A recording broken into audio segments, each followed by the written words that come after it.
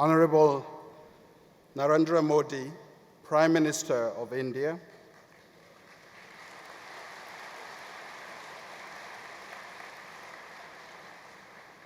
Dr. Akinwumi A. Adesina, President of the African Development Bank Group, His Excellency Mr. Macky Sall, President of the Republic of Senegal, His Excellency Mr. Patrice Talon, President of the Republic of Benin, His Excellency Mr. Daniel Kablan-Duncan, Vice President of the Republic of Côte d'Ivoire, Honorable Arun Jaitley, Minister of Finance of India and the Chairperson of the Board of Governors of the African Development Bank Group, Honorable Vijaybai Arun, Chief Minister of the State of Gujarat, Dr. Anthony M. Maruping, Commissioner for Economic Affairs of the African Union Commission, representing the Chairperson of the African Union Commission, His Excellency Dr. John Dramani Mahama, former President of the Republic of Ghana, Honorable Willie Bett, Minister of Agriculture of Kenya, representing the President of the Republic of Kenya, Honorable Ministers of the Government of India, Honorable Members of Parliament, Honorable Ministers of the State of Gujarat, Honorable Governors of the African Development Bank, dear former Presidents of the African Development Bank, Honorable Special Guests, Excellencies and members of the Diplomatic Corps, Honorable Alternate Governors of the African Development Bank, dear Executive Directors of the African Development Bank Group, dear Vice Presidents and members of the AFDB Senior Management Team, distinguished guests, dear colleagues, members of the press, ladies and gentlemen. I want to welcome you to the annual meetings of the African Development Bank Group, which is the 52nd annual meeting of the African Development Bank and the 43rd annual meetings of the African Development Fund. My name is Vincent Mehele. I'll be the Master of Ceremony for this occasion. Before we begin, I'd like this moment for the IT systems people to show us a video.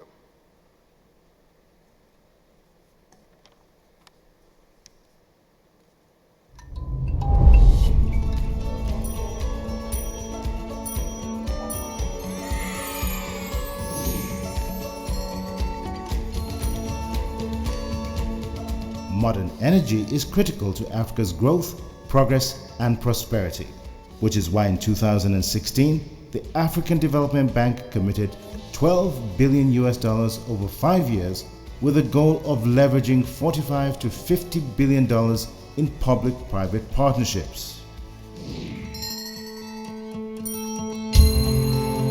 Welcome to Ouarzazate, nicknamed the door to the desert.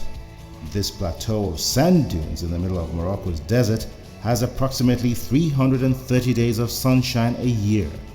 It's a perfect location for Noor, the world's largest solar park owned by Mazen, the Moroccan Agency for Sustainable Energy, and operated by developers and partners such as Aqua Power. Noor made history in 2016 when it commissioned the world's first concentrated solar power plant with a capacity of 160 megawatts. Part funded by the African Development Bank, the Noor complex will have a capacity of 2,000 megawatts in 2020 and reduce CO2 emissions by 500,000 tons a year. Dans le cadre d'une ambition, il ne s'agit pas d'un projet, il s'agit d'un véritable plan d'action dans le cadre d'une vision qui s'appuie sur une volonté de doter le pays d'une stratégie énergétique durable qui permet de satisfaire les besoins croissants, je dirais même exponentiels. In the first 3 years alone, the North Solar Complex will employ 3,000 temporary workers during the construction phase and 300 permanent staff. Many of them are young professionals like Nadia. This project has allowed me to reach my professional expectation and also to meet my husband because we can really contribute to the development of our hometown and still here in Ouarzazate.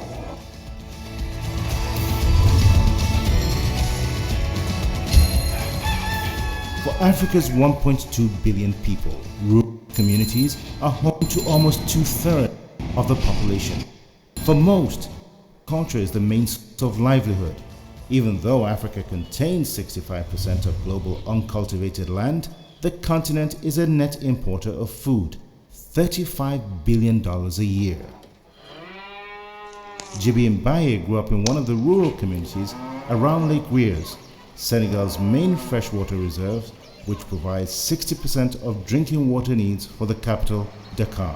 92 ba léegi man maa ngi fi déplacé wu benn année am na ñoo xam ni dëkk bi genn wàll gépp dem nañu si gaal yi Espagne am na ñoo xam ni ñu ngi Dakar am na ñoo xam ni ñu ngi woon Mauritanie bi ñu demee ba nga xam ne nag olaat dugg na moto pompe yi commencé ñëw ñu yokk ñu jàll ay canal ñu teg ay moto pompe léegi boobu ñu ngi doon def 50 hectares par année dégg nga bi olaat duggee ñu continuer si noonu di continuer si noonu ba fi may waxaat teeg yow nii ñoo ngi si 2000 hectares yoo xam ni ñu ngi koy liggéey ci lan.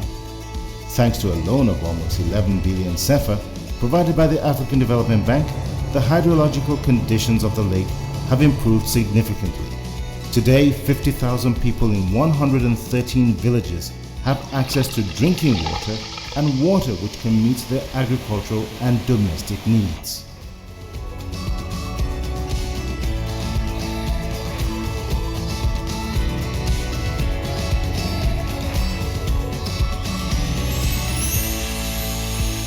Meeting Africa's energy and infrastructure needs is critical to the continent's economic and social transformation.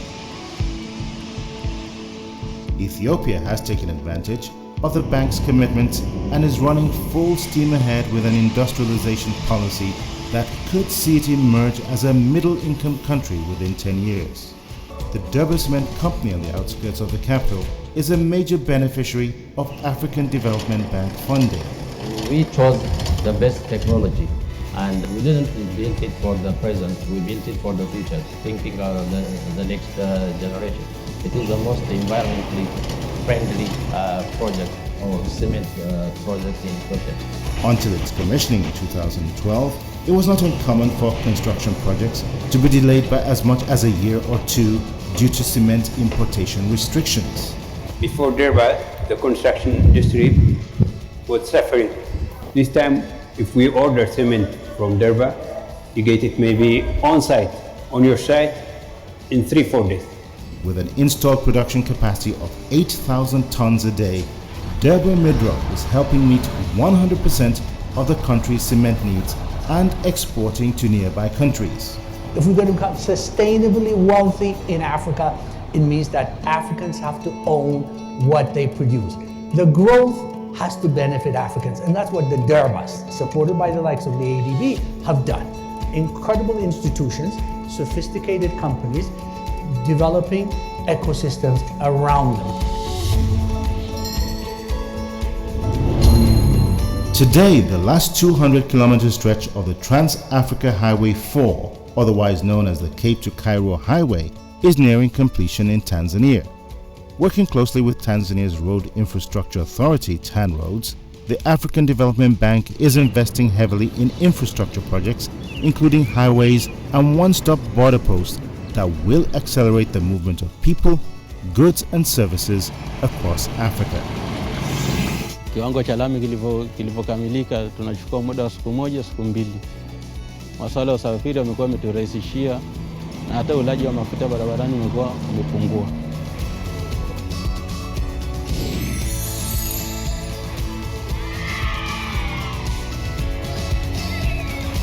Eta Mohango is a local fish entrepreneur in Monkey Bay, Malawi.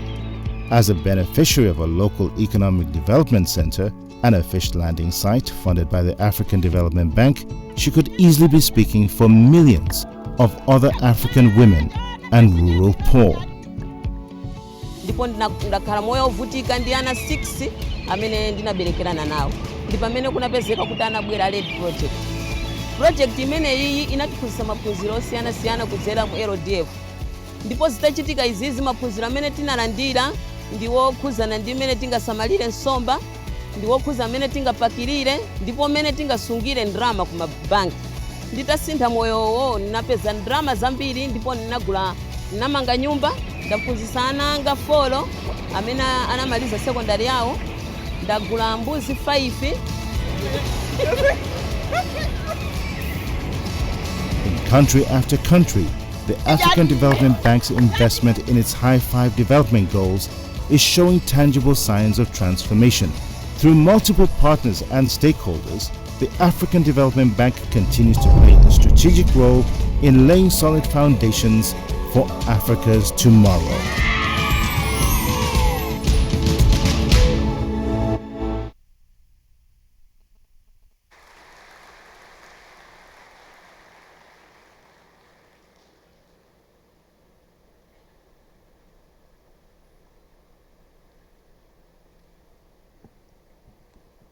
Thank you very much.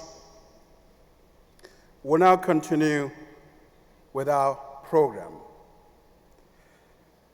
I call upon Honorable Arun Jaitley, Governor of the African Development Bank Group for India and Minister of Finance of the Republic of India, as well as the Chairperson of the Board of Governors, to deliver his welcome statement.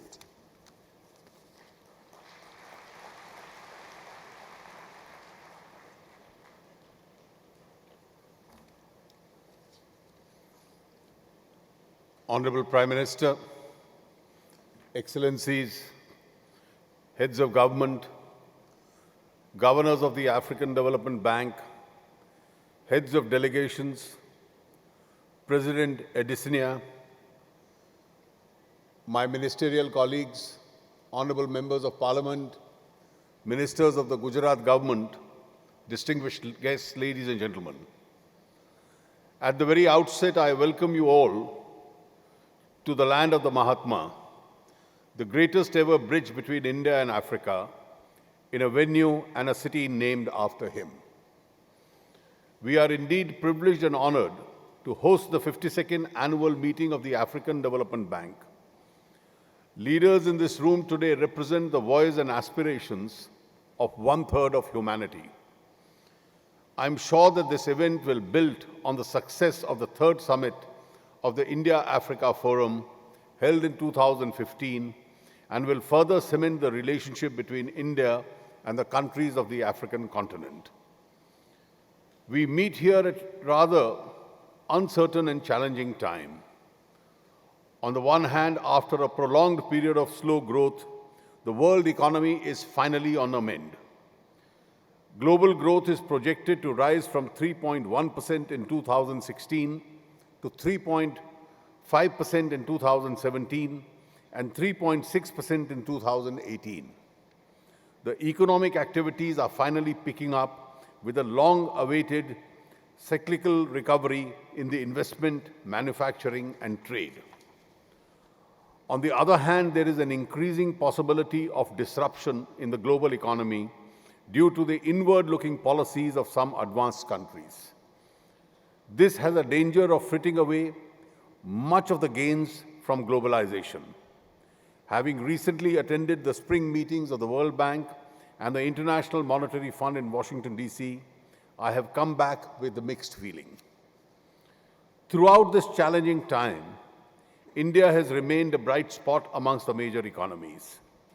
As per the IMF's assessment in January 2017, India is expected to grow at 7.2% and 7.7% in 2017 and 18, respectively.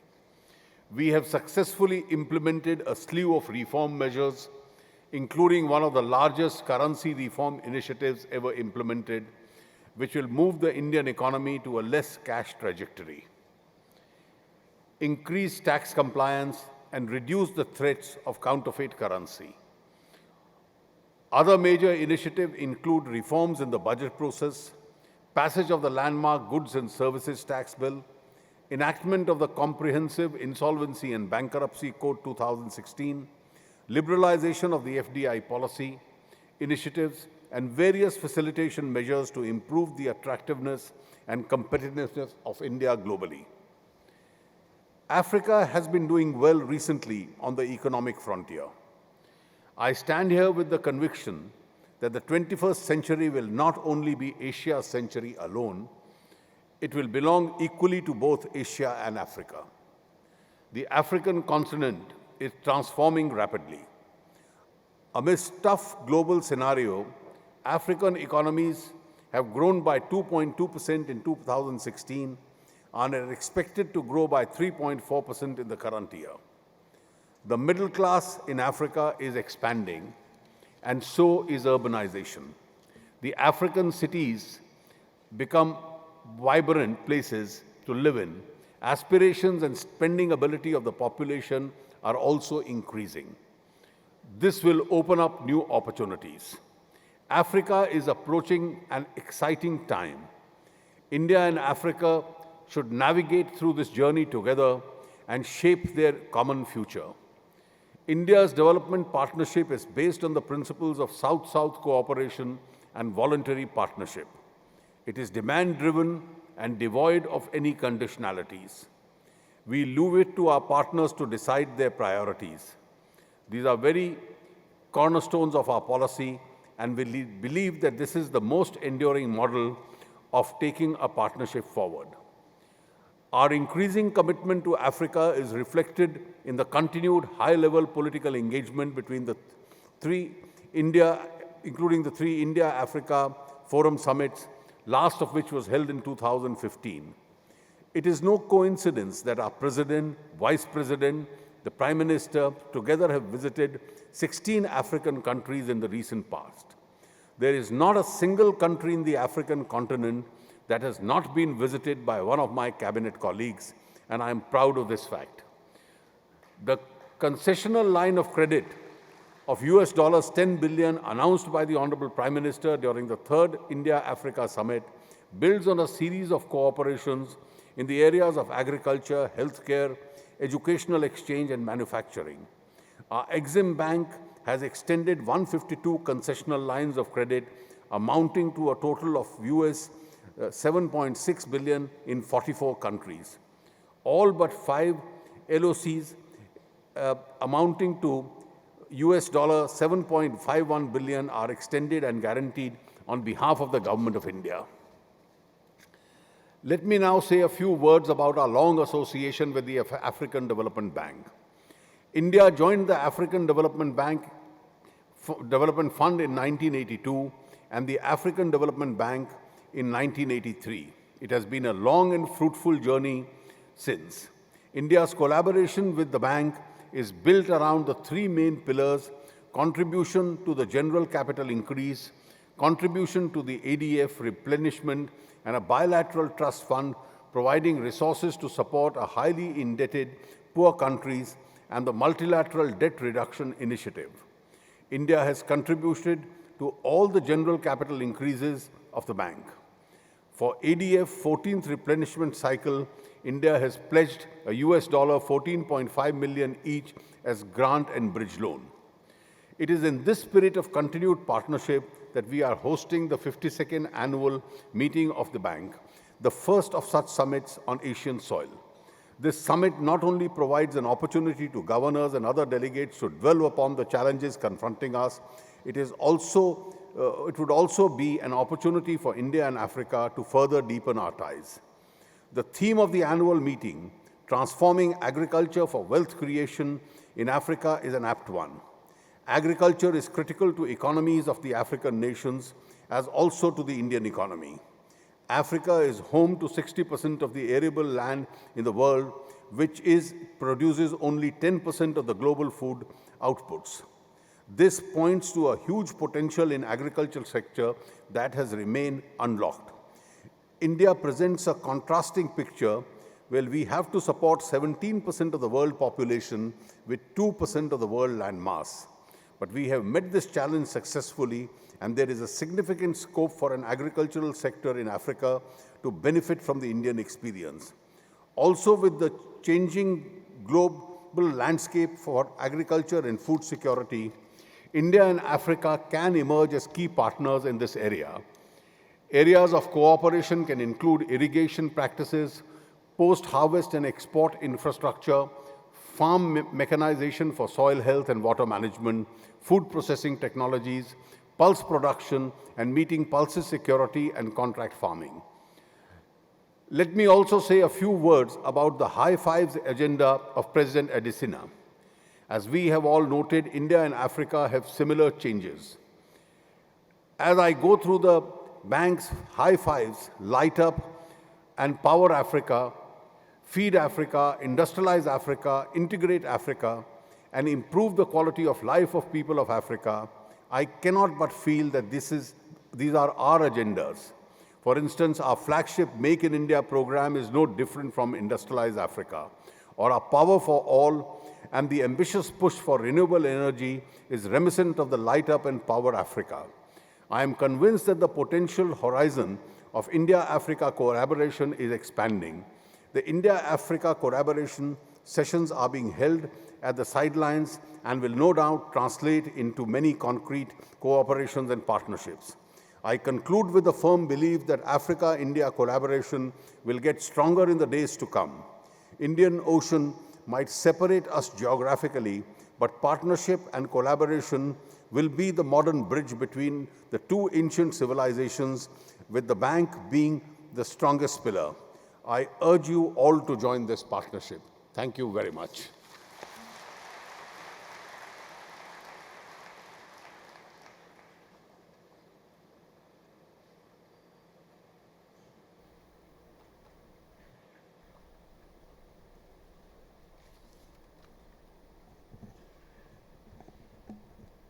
We will now have a short video address by Bill Gates.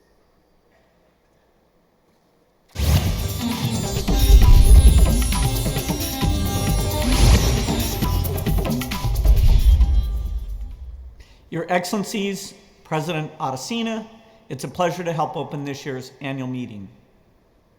As the largest African-led source of development finance, the African Development Bank is an engine of growth for Africa's people. This is especially critical in the tough global environment that puts the continent's progress at risk. It's also fitting that this discussion is in India, given India's own experience setting its development agenda. Global partnerships like this one are a powerful way to move Africa forward. That's why I'm very excited about the collaboration our foundation has built with the bank and about the work we're doing together with many of your governments. Whether it's agriculture, health, nutrition, sanitation, or financial inclusion, these initiatives use smart financing to help give Africans the tools they need to lift themselves out of poverty. Just yesterday, the bank's African Leaders for Nutrition Network highlighted the importance of gray matter infrastructure as an engine for economic growth. Malnutrition robs children of their future, and it costs African economies $25 billion every year. Similarly, agriculture has the potential to be a huge driver of prosperity. Today, Africa spends $50 billion a year on food imports. Yet with existing innovations, a smallholder farmer could double her yields. Each goal needs resources, and I know bank leadership is looking at ways to maximize every dollar and to focus on areas where it's hardest getting financing from other sources. This meeting is a great opportunity to take this discussion forward. I look forward to hearing about your progress.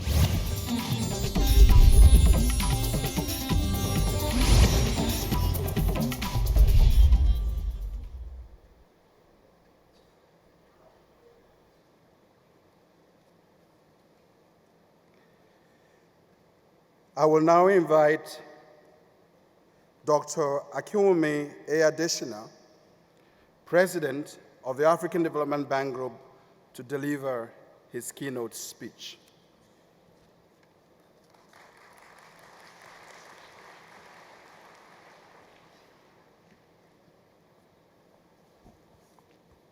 Thank you, Mr. Secretary General.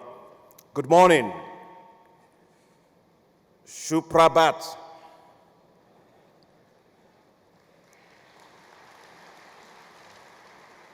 Your Excellency Prime Minister Narendra Modi of India, Your Excellencies President Macky Sall of Senegal, President Talon of the Republic of Benin, Vice President Daniel Kablan-Duncan of Côte d'Ivoire, former President of Ghana, John Mahama, the Commissioner of Economic Affairs of the African Union, Dr. Marumping, representing the Chairperson of the African Union Commission, representative of the President Uhuru Kenyatta of Kenya, Minister William Bett, the Chief Minister of Gujarat, Mr. Vijay Rupani, and we are delighted today, me as President of the Bank, to always have former Presidents of the African Development Bank here with us, and we have three of them here with us today. We have former President Babaka Ndiaye, former President Kabaj, former President Fordwell. Thank you very much, former Presidents, for being with us today. Honorable Ministers, Governors of the African Development Bank, Executive Directors of the African Development Bank, Central Bank Governors, business leaders, civil society, farmers, agribusiness leaders, media partners, Africa's youth, senior management and staff of the African Development Bank, distinguished guests, partners, ladies and gentlemen, and of course, my own lovely wife, Grace, is here with us. And, Mr. Prime Minister, I can tell you I won't be standing here. I certainly won't be President of the African Development Bank without that lovely lady sitting over there.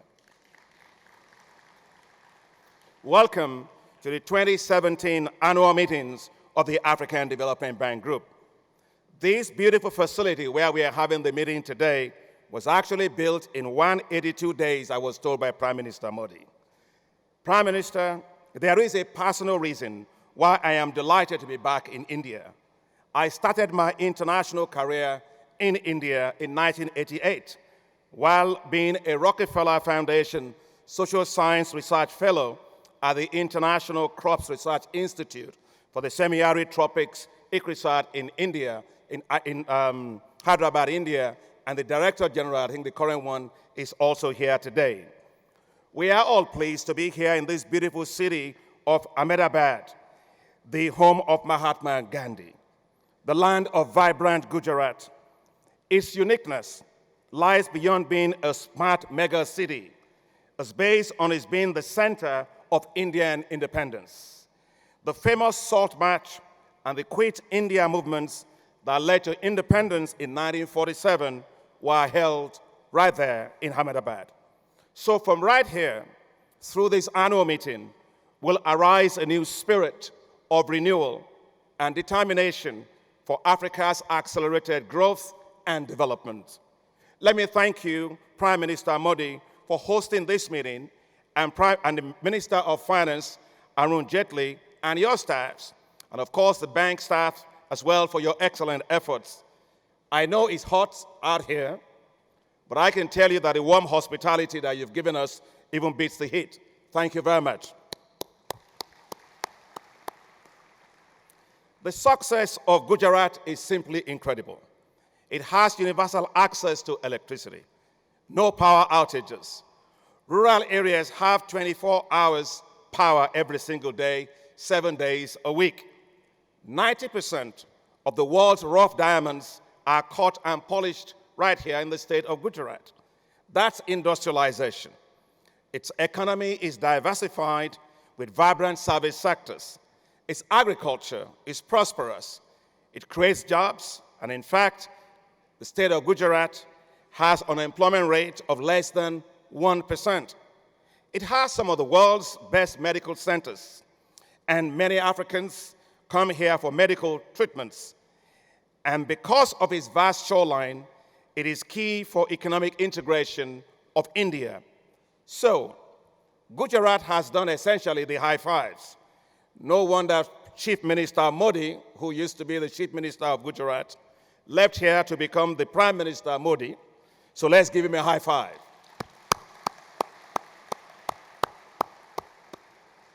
Prime Minister Modi, you are in very good company today. With the dynamism of presidents from Africa that are here today, with uncommon zeal, President Macky Sall is transforming Senegal. President Ouattara, represented by his dynamic vice president, remains resilient and spurring remarkable economic growth in Côte d'Ivoire. And President Talon, a businessman, has already unleashed a wave of economic reforms in Benin. When leaders rise up, things happen. Just like Gujarat, Africa is sparkling today with the world's largest concentrated solar power plant in Morocco and Africa's largest wind power in Kenya.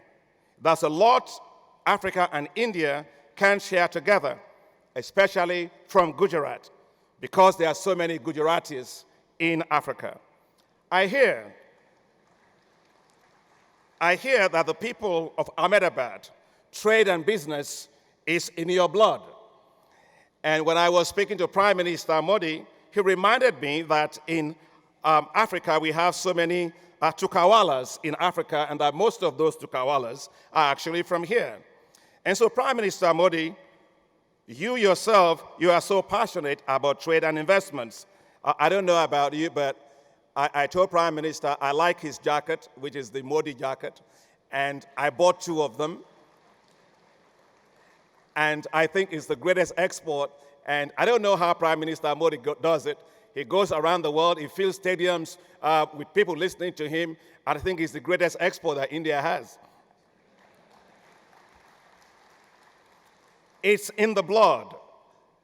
Your successful India-Africa summit reinforces the need to boost trade, investment, education, and economic partnerships.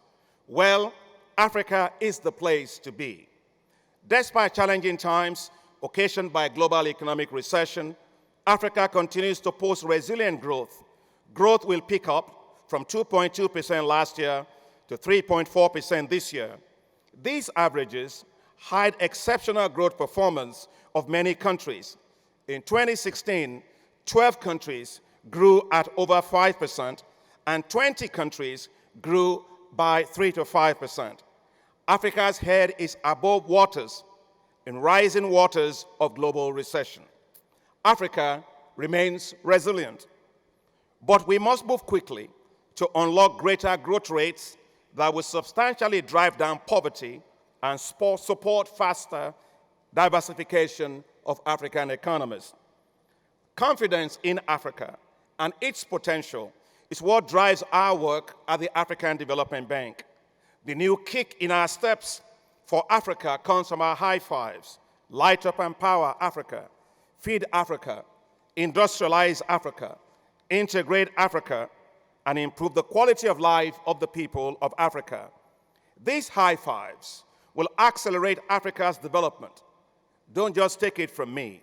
The United Nations Development Programme's independent analysis and report shows that if Africa simply focuses on these high fives, Africa will achieve 90% of the Sustainable Development Goals and 90% of Agenda 2063.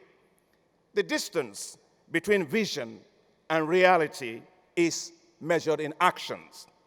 We need to accelerate action on these high fives. Africa's future must not continue to get postponed way into the future. That's why the bank is concentrating on accelerating its investments in Africa. In 2016, we approved $10.5 billion, the highest in the history of the bank. We disbursed $6.5 billion, also the highest ever in the history of the bank. The bank is delivering for Africa, and we are ready to do more.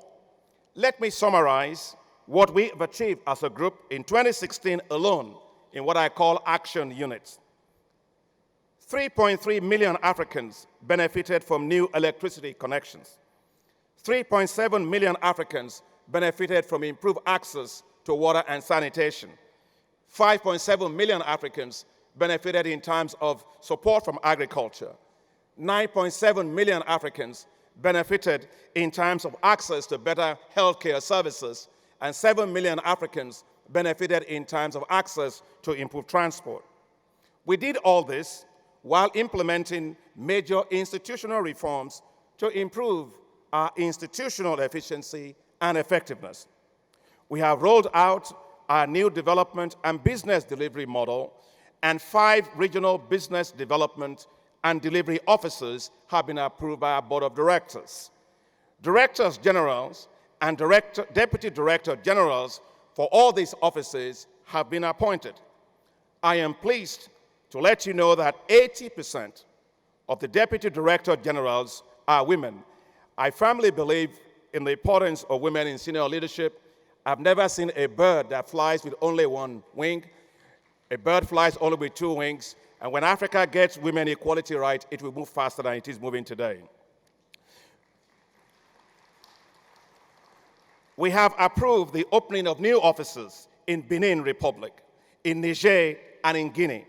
So President Talon, who is here with us today, will be one of our new hosts, and we are grateful to you, Mr. President, for your support. Thank you very much.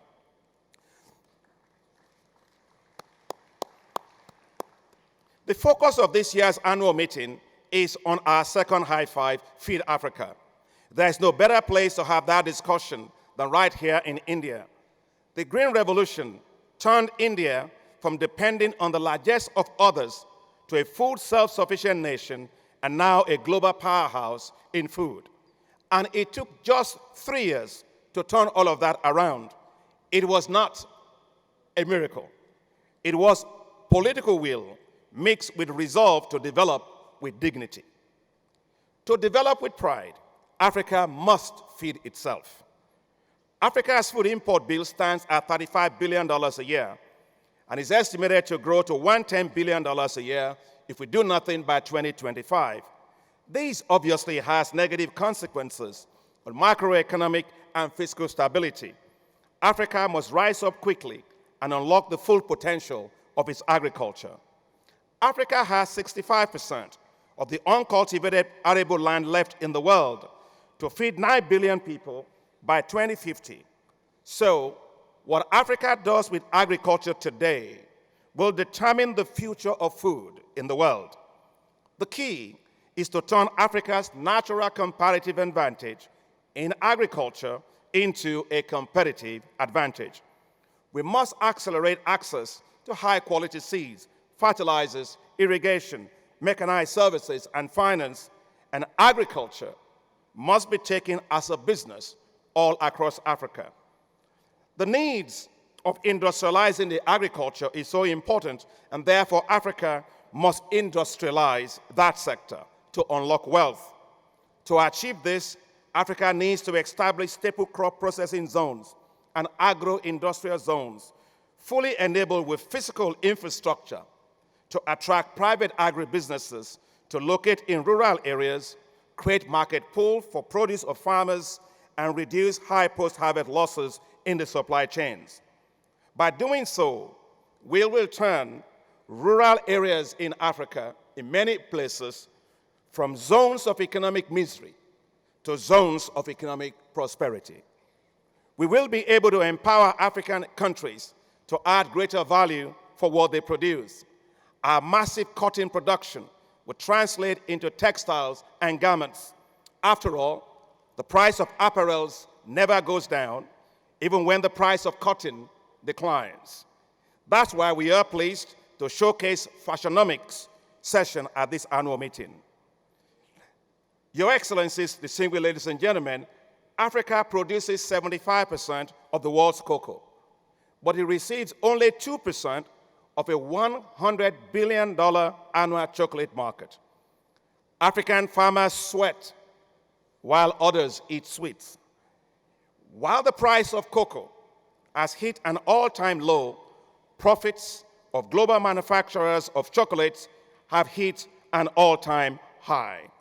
It's time to process Africa's cocoa in Africa, for we must end Africa being at the bottom of global value chains. We are taking action. That's why the African Development Bank has rolled out its Feed Africa Hi-Fi strategy, and we have committed to investing $24 billion in agriculture over the next 10 years. That is 400% increase in terms of our annual spending in the sector. We are investing in companies like East Africa Export Trading Group, which provides market access for millions of farmers.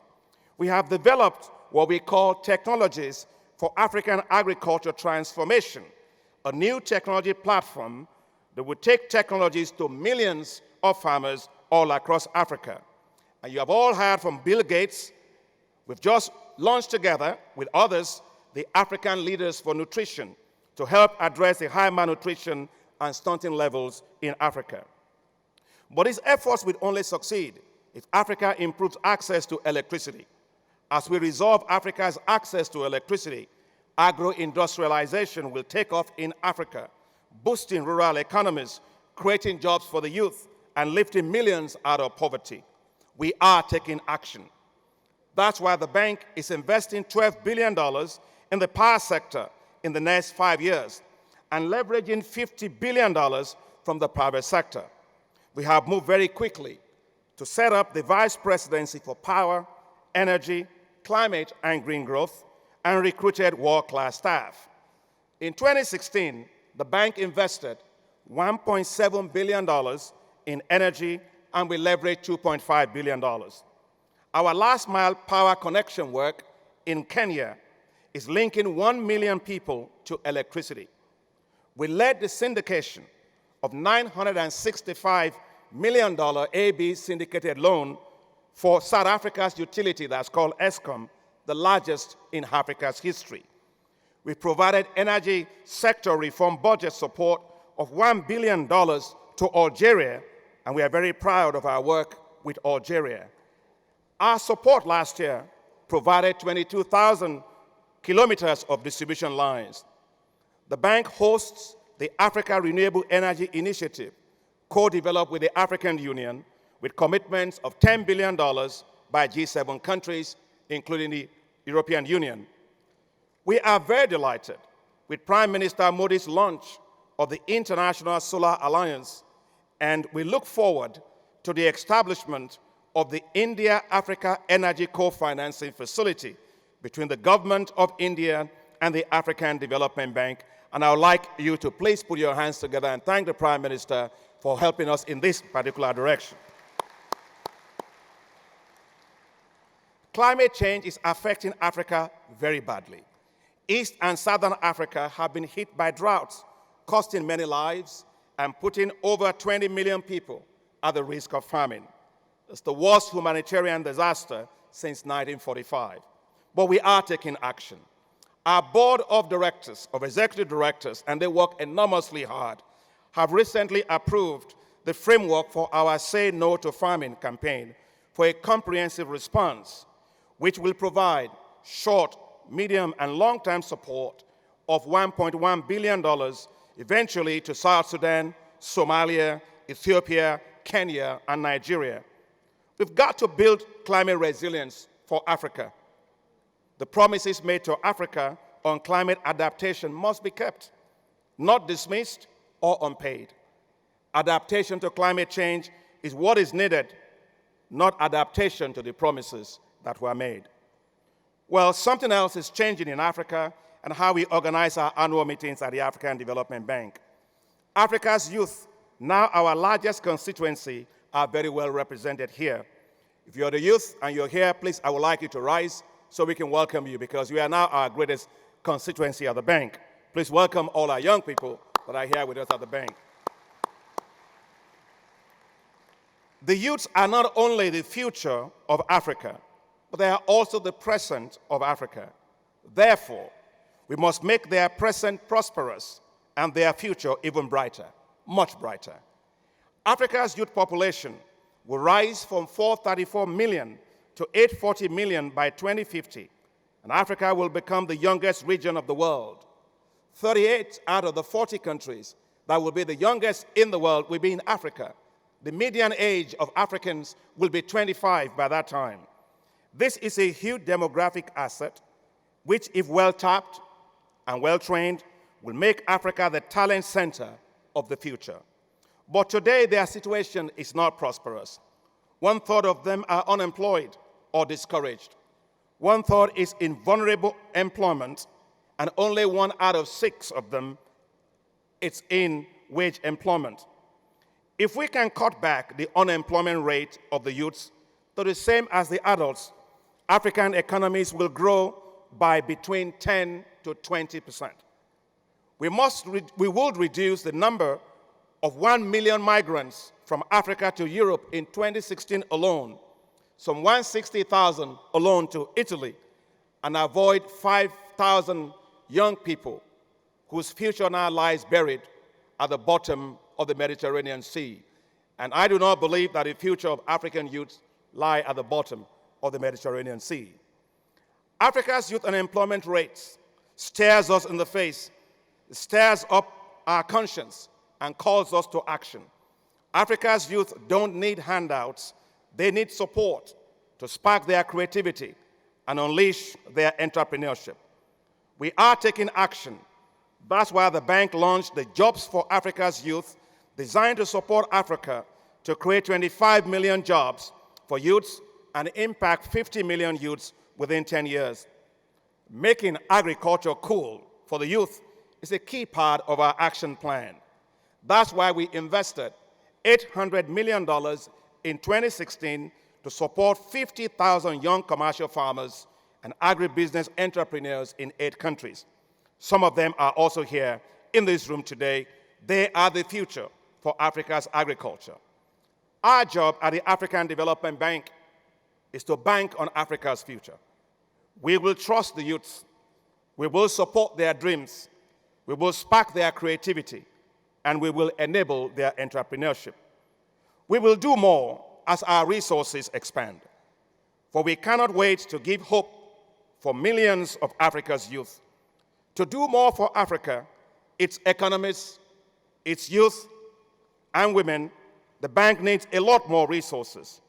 That's why it will be critical to begin discussions on how we will recapitalize the African Development Bank. The German Minister for Development and International Cooperation, Gerd Müller, got it right when he said, and I quote him, "The African Development Bank is the voice for Africa. It should be given resources to do more for Africa.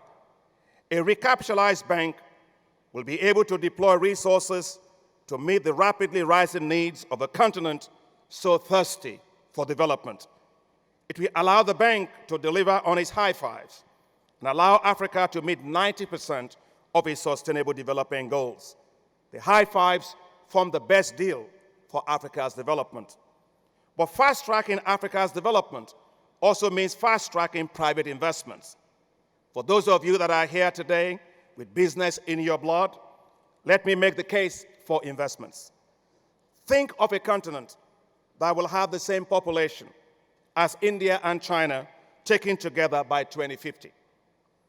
Think of a continent with rapidly rising middle class, rapid urbanization, and that will have the youngest population on Earth by 2050. Think of a continent where consumer spending is projected to reach $1.4 trillion in the next 3 years, and business-to-business spending to reach $3.5 trillion in the next 8 years.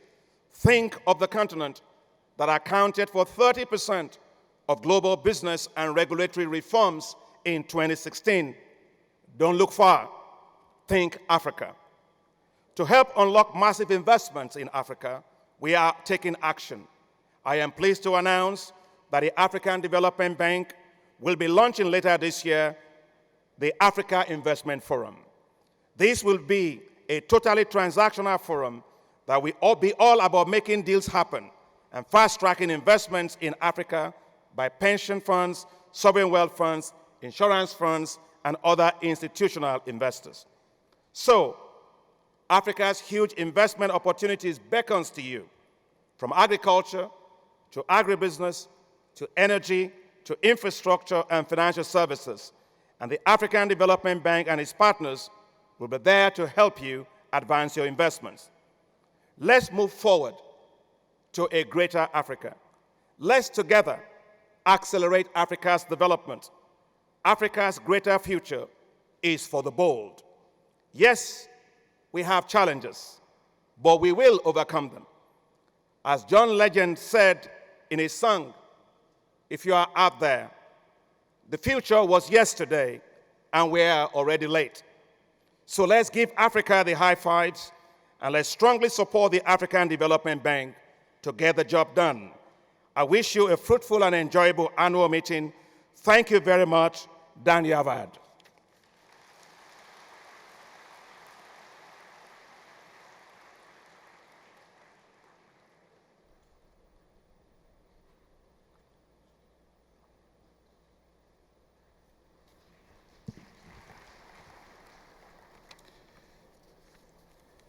Indeed, to be able to have the high fives that Africa needs, the African Development Bank needs to be able to move across Africa to enable that to happen. As a result of that, the African Development Bank had started the initiative of revamping its travel document, the Laissez-Passer.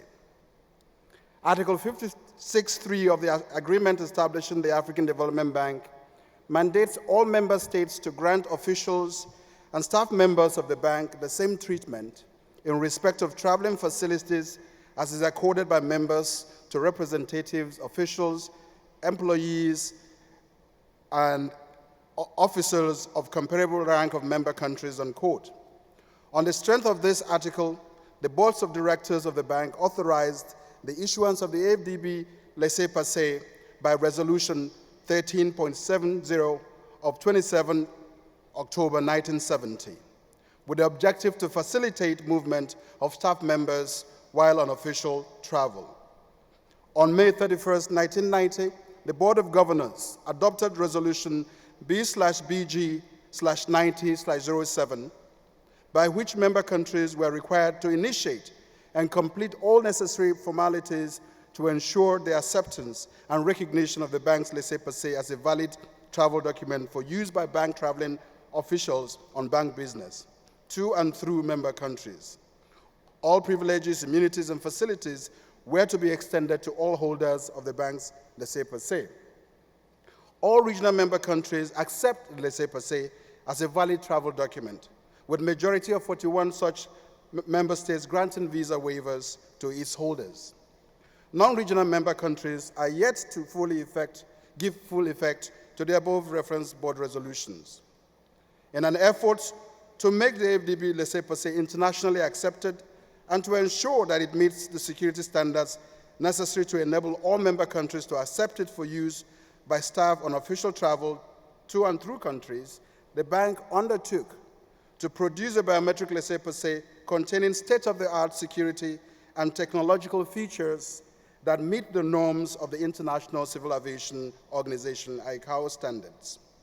In this regard, the bank applied for and obtained ICAO code XBA and has produced a biometric Laissez-Passer which includes the following security features: microchip embedded in the cover containing biographic information, photo, fingerprints, digital signature, nationality, name, etc. Random watermarks, microprint including deliberate errors, AFDB logo, and photo of the headquarters building in the background layers. AFDB randomly displayed on pages, UV characters on paper, and heat sealable high security laminate. In daylight, colors of AFDB logo change depending on the angle of view. UV reactive thread from top to bottom. Numbering conical laser perforation of the Laissez-Passer number on every page, starting on page 3 to the back cover. Small symbols, letters within a defined grid randomly.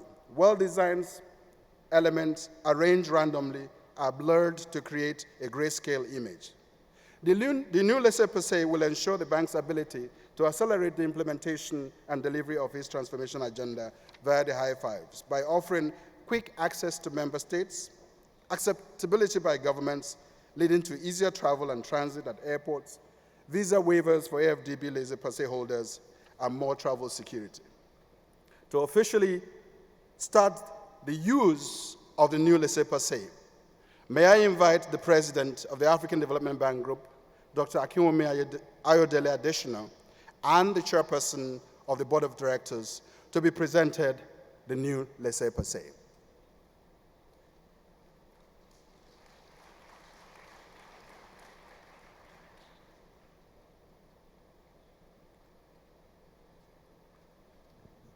Mr. President, as custodian of the African Development Bank travel documents, I hereby present to you the new laissez-passer, and for member countries to see that we've achieved their concerns in terms of security to enable the laissez-passer to be allowed as documents for travel into member countries.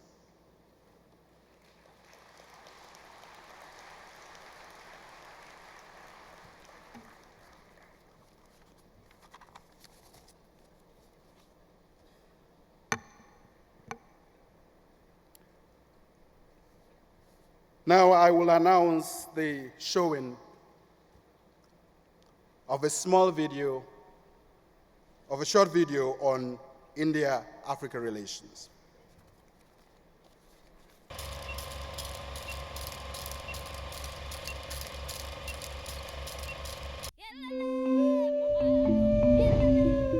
Dear Africa, we are just like each other. Similar journey of civilization, similar beauty, similar people, similar resources, similar glorious past, similar struggle of freedom, similar strengths, similar spirit. And along with such striking similarities, our challenges too are similar, like empowerment of the poor, development of the middle class, nourishment of children, skill development of the youth, taking technology to the last mile, providing for primary and digital needs of the citizens. And as our Honorable Prime Minister has to say, Sabka Saath, Sabka Vikas. Together we stand, together we grow. It is our desire for development that has brought us on this common platform. Dear Africa, come, let us beat the odds together. It is challenging, undoubtedly, but it is not impossible. With small innovations in governance and leveraging technology, we in India have made it possible within no time. Thousands of villages living in the dark till yesterday are now electrified and shining bright. Millions of small businessmen entangled in the vicious circle of daily interest have now received structured loans for their business. More than 20 million women suffering from hazardous firewood smoke have now received clean cooking fuel. Interestingly, in India, you can get a yearly life insurance cover for just 12 rupees, that is $0.2. Even the remotest farmer of India is today able to sell his produce online. Citizens get their rights without involvement of any middleman. The world's largest skill development program, Skill India, is empowering the youth on a large scale. Movements like Make in India are positioning the country on fast track of development. Sharing our experiences is just another way to say that we really want to be a partner in this journey of development. The African Development Bank Group has already charted the blueprint of development of Africa as a part of its 10-year strategy 2013 to 2022. The bank's high five priorities are Light Up and Power Africa, Industrialize Africa, Feed Africa, Integrate Africa, and improve the quality of life for the people of Africa.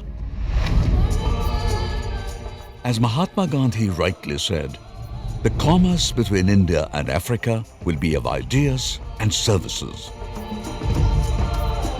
Be it trade or tourism, education or entrepreneurship, best practices or good governance, in keeping with South African philosophy of Ubuntu, which says humanity for others, and also means I am what I am because of who we all are. We believe together we can make our similarities our strength and provide unimaginable happiness. As Nelson Mandela once said, it always seems impossible until it's done.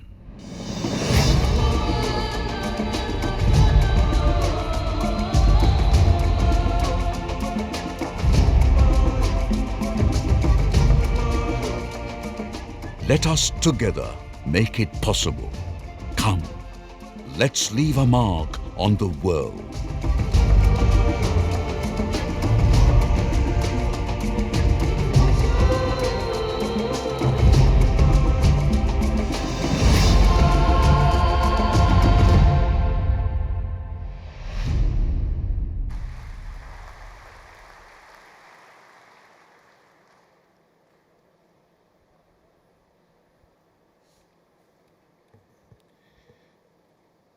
May I now invite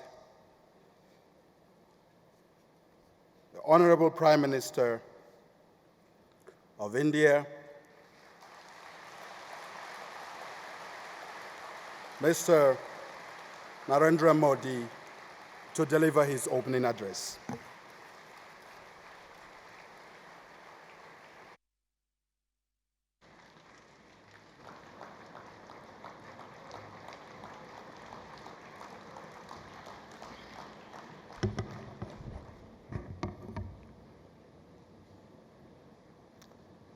Your Excellencies, the Presidents of Benin and Senegal, Your Excellency, the Vice President of Côte d'Ivoire, President of the African Development Bank, Secretary General of the African Union, Commissioner of the African Union Commission, my cabinet colleague, Sri Arun Jaitley, Chief Minister of Gujarat, Sri Vijay Rupani, distinguished guests and brothers and sisters from Africa.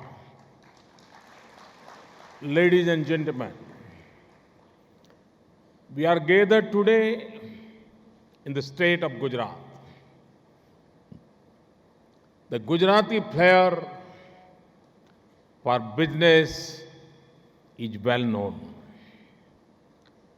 Gujaratis are also famous for their love of Africa. As an Indian and a Gujarati, I'm very happy that this meeting is being held in India and that too in Gujarat. India has had strong ties with Africa for centuries. Historically, communities from Western India, especially Gujarat, and the eastern coast of Africa have settled in each other's lands. The Siddhis of India are said to have come from East Africa. The Bohra communities in coastal Kenya date back to the 12th century. Vasco da Gama is said to have reached Calicut with the help of a Gujarati sailor from Malindi. The Daos of Gujarat took merchandise in both directions. Ancient links between societies have also enriched our culture. The rich Swahili language includes many Hindi words. During the colonial era,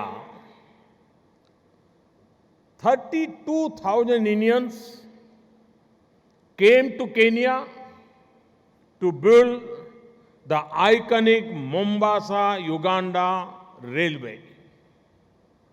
Many lost their lives during this railway construction. Around 6,000 of them stayed back and brought their families.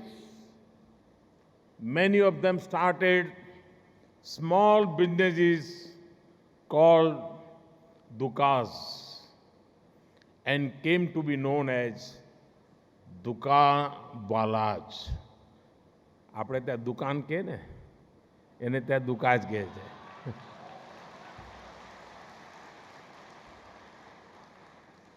During the colonial years, merchants, artisans, and later officials, teachers, doctors, and other professionals went to East and West Africa, creating a vibrant community which combines the best of India and Africa.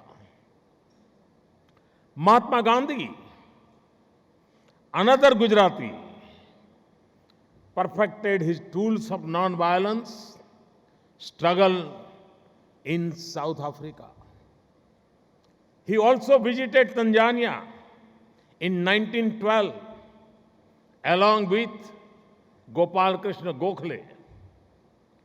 Several leaders of Indian origin supported strongly and fought alongside the leaders of Africa's struggles for independence, including Mr. Nyerere, Mr. Kenyatta, and Nelson Mandela. After the freedom struggle, several leaders of Indian origin were also appointed in the cabinets of Tanzania and South Africa. There are at least 6 Tanzanians of Indian origin who are now serving as members of parliament in Tanzania. The trade union movement of East Africa was started by Makhan Singh. It was during the trade union meetings that the first call of Kenyan independence was sounded. M.A. Desai and Piogama Pinto participated actively in Kenya's independence struggle. The then Prime Minister sent an Indian member of Parliament, Diwan Chamanlal, to be part of Kenyatta's defense team when the latter was imprisoned and tried during the Kapenguria trial in 1953. The defense team included 2 other persons of Indian origin. India was steadfast in its support for Africa's freedom. Nelson Mandela said, and I quote, "India came to our aid. India came to our aid when the rest of the world stood by or gave succor to our oppressors. When the doors of international councils were closed, India opened the way. You took up our battles as if they were your own," unquote. Over decades, our ties have become stronger. After assuming office in 2014, I have made Africa a top priority for India's foreign and economic policy. The year 2015 was a watershed. The third India-Africa summit held that year was attended by all 54 African countries having diplomatic relations with India. A record 41 African countries participated at the level of heads of the state or a government. Since 2015, I have visited 6 African countries: South Africa, Mozambique, Tanzania, Kenya, Mauritius, and Seychelles. Our president had visited 3 countries: Namibia, Ghana, and Ivory Coast. The vice president visited 7 countries: Morocco, Tunisia, Nigeria, Mali, Algeria, Rwanda, and Uganda. I am proud to say that there is no country in Africa that has not been visited by an Indian minister in the last 3 years. Friends, from a time when we mainly had mercantile and maritime links between Mombasa and Mumbai, we have today this annual meeting which connects Abidozo and Ahmedabad. Business links between Bamako and Bangalore. Cricketing links between Chennai and Cape Town. Development links between Delhi and Dakar. This brings me to our development cooperation. India's partnership with Africa is based on a model of cooperation which is responsive to the needs of African countries. It is demand-driven and free of conditions.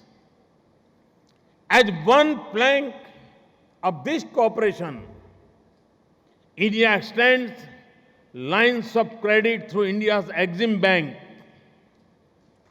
152 credits have been extended to 44 countries for a total amount of nearly $8 billion.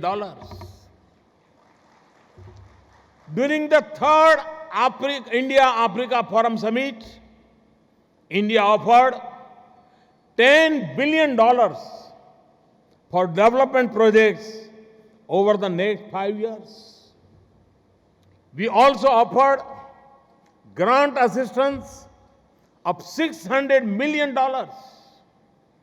India is proud of its educational and technical ties with Africa. 13 current former presidents, prime ministers, and vice presidents in Africa have attended educational or training institutions in India. 6 current or former chief of armed forces in Africa trained in India's military institutions. 2 current ministers of the Interior have attended Indian institutions. Under the popular India Technical and Economic Cooperation Program, more than 33,000 scholarships have been offered to officials from African countries since 2007. One of our best partnerships in the area of skills is the training of solar mamas. Every year, 80 African women are trained in India to work on solar panels and circuits. After the training, they go back and literally electrify their communities. Each woman is responsible for electrifying 50 houses in her community on return. And you'll be surprised. A necessary condition for the women to be selected is that they be illiterate or semi-literate. They also learn several other skills like basket making, beekeeping, and kitchen gardening during their stay. We have successfully completed the Pan-Africa e-network project for telemedicine and telenetwork covering 48 African countries. 5 leading universities in India offered certificate, undergraduate, and postgraduate programs. 12 super specialty hospitals offered consultations and continuous medical education. Around 7,000 students have concluded their studies. We will soon launch the next phase. We will soon successfully complete the Cotton Technical Assistance Program for our African countries launched in 2012. The project was implemented in Benin, Burkina Faso, Chad, Malawi, Nigeria, and Uganda. Friends, Africa-India trade has multiplied in the last 15 years. It has doubled in the last 5 years to reach nearly $72 billion in 2014-15. India's commodity trade with Africa in 2015-16 was higher than our commodity trade with the United States of America. India is also working with the United States and Japan to support development in Africa. I gladly recall my detailed conversation with Prime Minister Abe during my visit to Tokyo, Japan. We discussed our commitment for enhancing growth prospects for all. In our joint declaration, we mentioned an Asia-Africa growth corridor and proposed further conversations with our brothers and sisters from Africa. Indian and Japanese research institutions have come up with a vision document. I congratulate RIS, ERIA, and IDE JETRO for their efforts in putting it together. This was done in consultation with think tanks from Africa. I understand the vision document would be presented at the board meeting later. The idea is that India and Japan, with other willing partners, would explore joint initiatives in skills, health, infrastructure, manufacturing, and connectivity. Our partnership is not confined to governments alone. India's private sector is at the forefront of driving this impetus. From 1996 to 2016, Africa accounted for nearly 1/5 of Indian overseas direct investments. India is the 5th largest country investing in the continent, with investments over the past 20 years amounting $54 billion, creating a jobs for Africans. We are encouraged by the response of African countries to the International Solar Alliance initiative, which was launched at the UN Climate Change Conference in Paris in November 2015.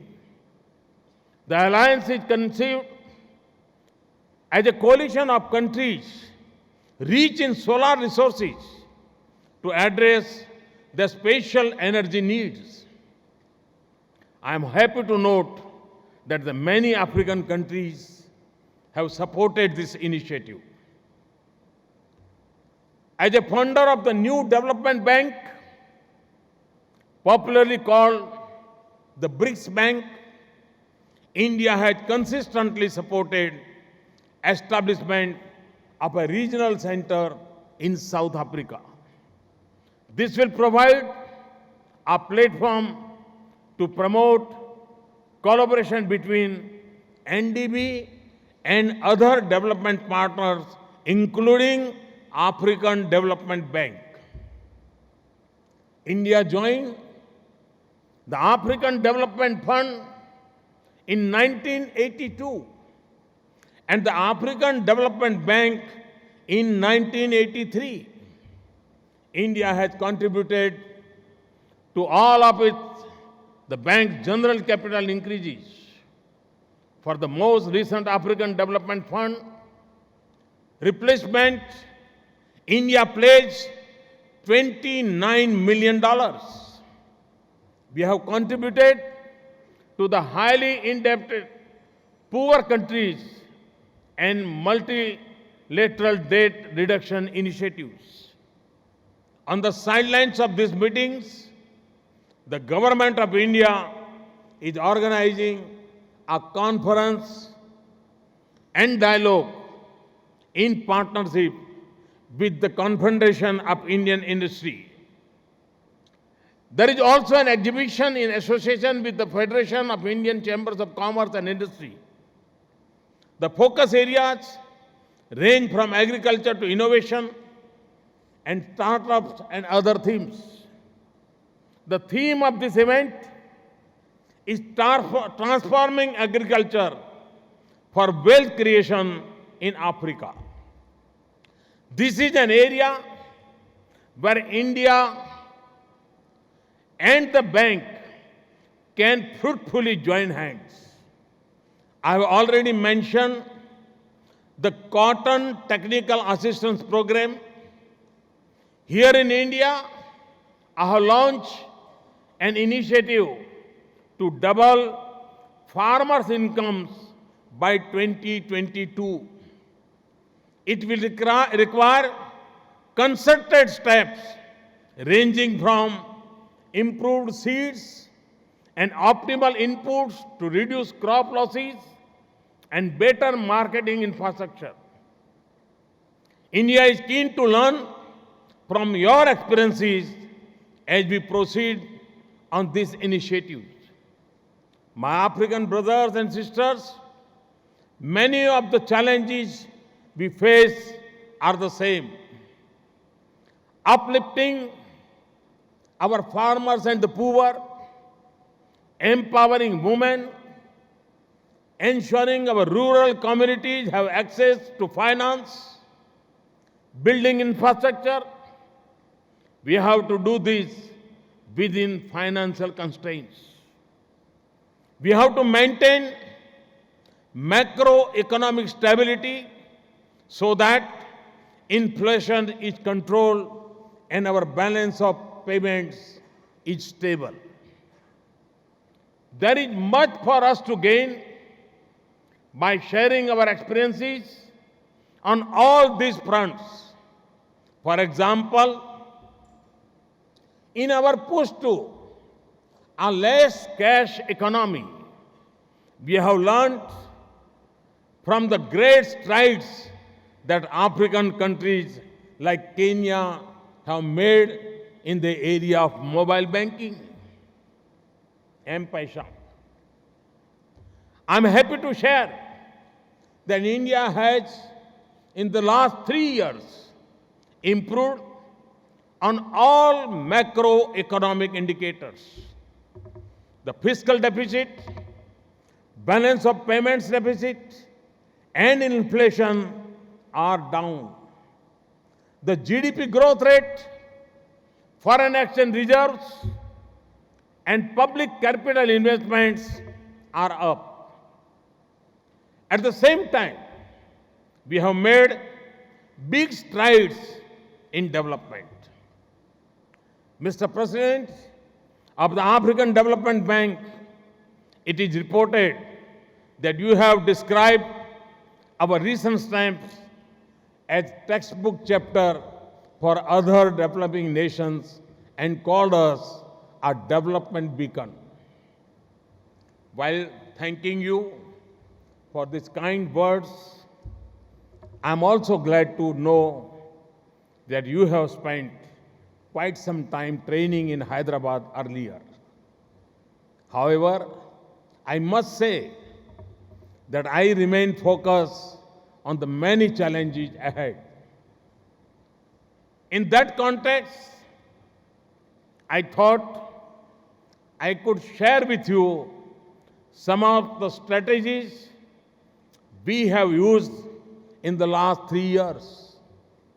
By paying subsidies directly to the poor rather than indirectly through price concessions, we have achieved large fiscal savings. In cooking gas alone, we have saved over $4 billion in 3 years. In addition, I appeal to well-off citizens to voluntarily give up their gas subsidy. Under the Give It Up campaign, we promise the saving would be used to provide a connection to a poor family. You will be surprised to know that over 10 million Indians volunteered to do so. Thanks to the savings, we have launched a program to provide gas connection to 50 million poor families. More than 15 million connections have already been provided. This transforms the lives of the rural women. It frees them from the health hazards of cooking with firewood. It also protects the environment and reduces pollution. It is an example of what I call reform to transform, a concentrated set of actions which transforms lives. Some of the subsidized urea fertilizer intended for farmers used to get illegally diverted to non-agriculture uses like production of chemicals. We introduced universal neem coating urea. This makes the fertilizer unsuitable for diversion. Not only have we got substantial financial savings, but in addition, the studies have shown that neem coating has improved the effectiveness of the fertilizer. We are also providing our farmers with soil health cards which tell them the exact nature of their soil and advise on the best mix of inputs. This promotes optimal use of inputs and increased crop yield. We have made unprecedented increase in capital investment in infrastructure covering railways, highways, power and gas pipelines. By next year, no village in India will be without electricity. Our clean Ganga, renewable energy, digital India, smart cities, housing for all, and Skill India missions are preparing us for a cleaner, more prosperous, faster growing, and modern new India. Our aim is that India must be an engine of growth as well as an example in climate-friendly development in the years to come. There are two crucial factors which have helped us. The first set of changes is in the banking system. In the last 3 years, we have achieved universal banking. We launched the Jan Dhan Yojana for people's money campaign, under which our 280 million bank accounts have been opened for the poor in urban rural areas. Thanks to the initiative, virtually every Indian family has a bank account. Normally, banks are associated with helping businesses and the rich. We have enlisted them for helping the poor in their quest for development. We have strengthened our state-owned banks by freeing them from political decisions and appointing professional chief executives on merit through a transparent selection process. Our universal biometric identification system, called Aadhaar, has been the second crucial element. It prevents claiming of benefits by those who are not eligible. It enables us to ensure that those who deserve government aid receive it with ease while excluding non-genuine claims. Friends, let me conclude by wishing you a very successful and productive annual meeting. In the sports arena, India cannot compete with Africa in long distance running. But I can assure you that India will always stand with you, shoulder to shoulder, supporting you in the long and difficult race for a better future.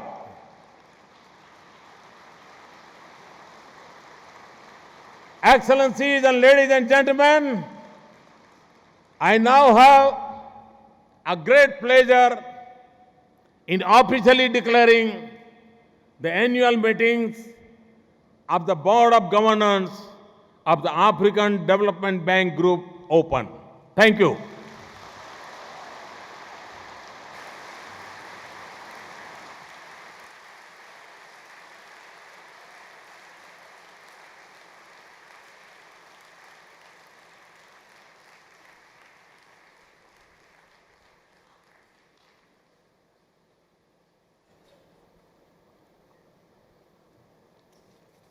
Would you please put one more round of applause for the Prime Minister?